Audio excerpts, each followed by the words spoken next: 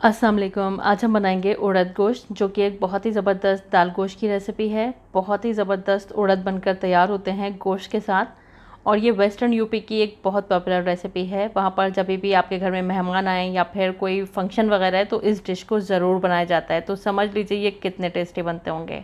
तो चलिए देख लेते हैं इनको कैसे बनाएंगे। उड़द गोश्त बनाने के लिए मैंने 2.5 कप उड़द लिए हुए हैं। ये साबुत उड़द हैं। इनको मैंने ओवरनाइट सोक कर लिया था।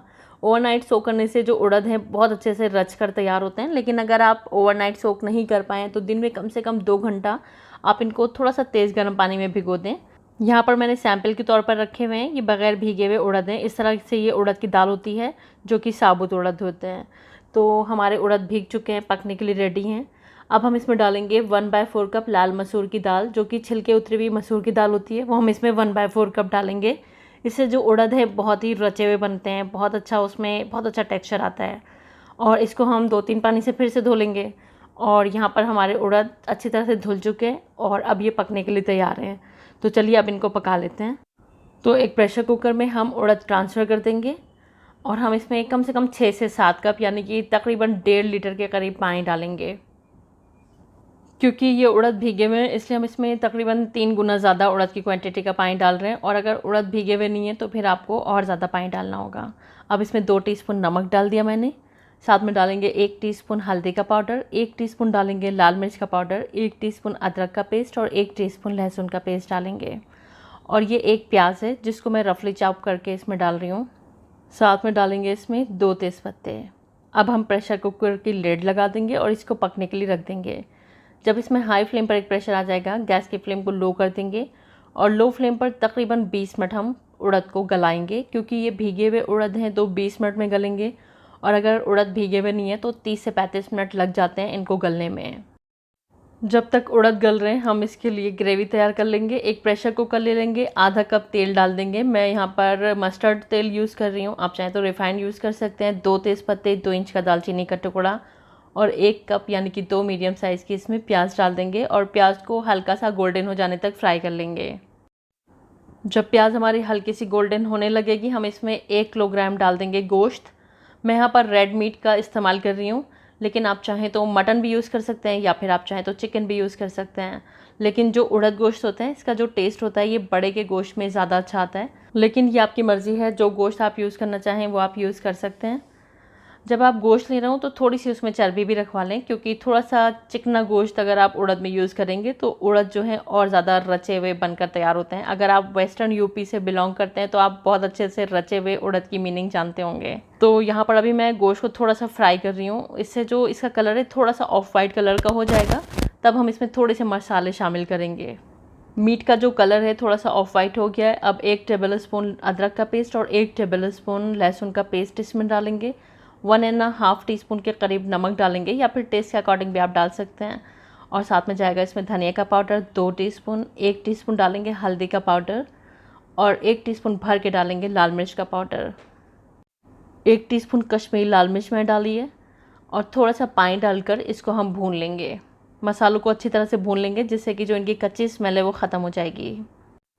इधर हमें एक पैन लेना है और कुछ मसालों को ड्राई रोस्ट कर लेना है। 1 टीस्पून सौंफ, 1 टीस्पून ज़ीरा और 1 टीस्पून लेंगे साबुत धनिया। इसके अलावा हमें चाहिए इसमें 1 बड़ी इलायची लेंगे, 1 जावित्री का फूल लेंगे और इसी के साथ हम इसमें डालेंगे 4 से 5 छोटी इलायची, 4 से 5 लौंग लेंगे, 1 चने के बराबर टुकड़ा जायफल का लेंगे, आधा टीस्पून लेंगे काली मिर्च और इन मसालों को हल्का सा ड्राई रोस्ट कर लेंगे।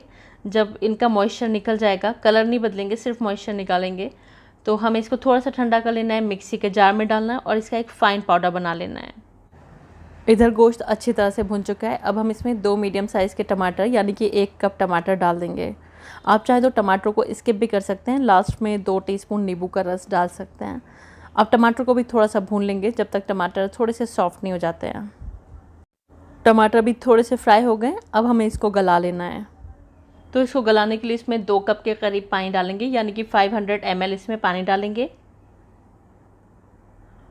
और अब हम प्रेशर कुकर की लिड लगा देंगे। जब हाई फ्लेम पर एक प्रेशर आ जाएगा तब हम इसको लो फ्लेम पर 20 से 25 मिनट के लिए पकाएंगे, क्योंकि ये बड़े का गोश्त है, थोड़ा वक्त लेगा गलने में। अगर आप मटन यूज़ कर रहे हैं तो 10 से 12 मिनट में मटन गल जाता है।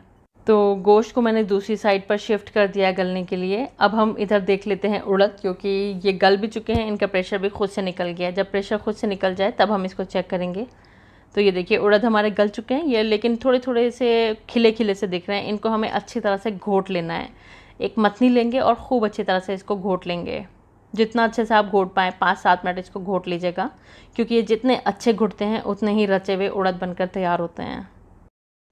इधर हमारा मीट भी अच्छी तरह से गल चुका है, ये देखिए एकदम सॉफ्ट हो चुका है, और उधर उड़द भी गल चुके हैं। दोनों चीज़ें पककर तैयार हैं। अब हमें इनको असेंबल करना है। तो क्योंकि ये दोनों वेसल थोड़े छोटे हैं तो मैं इनको एक बड़े वेसल में ट्रांसफ़र कर रही हूँ। अगर आपके वेसल में कोई भी एक चीज़ आ सकती है तो फिर एक ही दूसरे में एडजस्ट कर लीजिएगा, तीसरे को यूज़ करने की ज़रूरत नहीं है। लेकिन मेरा वेसल थोड़ा छोटा था तो मैंने इसको एक बड़े वेसल में ट्रांसफ़र कर लिया है। तो ये मीट ग्रेवी के साथ मैंने इसमें डाल दिया। अब हमने जो पाउडर्ड मसाले ग्राइंड करके रखे हुए थे, जो मैंने शुरू में रोस्ट किए थे आपको दिखाए थे, उसको मैंने फ़ाइन ग्राइंड कर लिया, वो हम इसमें डाल देंगे। चाहे तो आप सूखा पीस लें, चाहे पानी डालकर पीस लें, कोई इशू नहीं है। इसको अच्छी तरह से मिला देंगे। अब हमें डालना है इसके अंदर उड़द, तो उड़द पूरे इसमें ट्रांसफ़र कर देंगे। एहतियात के साथ डालिएगा और अब इनको अच्छी तरह से मिला देंगे। जैसे ही उड़द मीट की ग्रेवी के साथ मिक्स होंगे, बड़ा खूबसूरत सा इनमें कलर आना शुरू हो जाएगा। इस पॉइंट पर गैस की फ्लेम को खोल दीजिएगा और हाई फ्लेम पर इसमें एक उबाल आने का वेट कर लीजिएगा। जब उबाल आ जाए गैस की फ्लेम को लो कर दीजिएगा और लो फ्लेम पर इसको 5-7 मिनट के लिए पका लीजिएगा, जिससे कि जो ग्रेवी का टेस्ट है और उड़द का टेस्ट है आपस में खूब अच्छे से मिक्स हो जाएंगे और बहुत अच्छे आपके रचे रचे उड़द बनकर तैयार होंगे।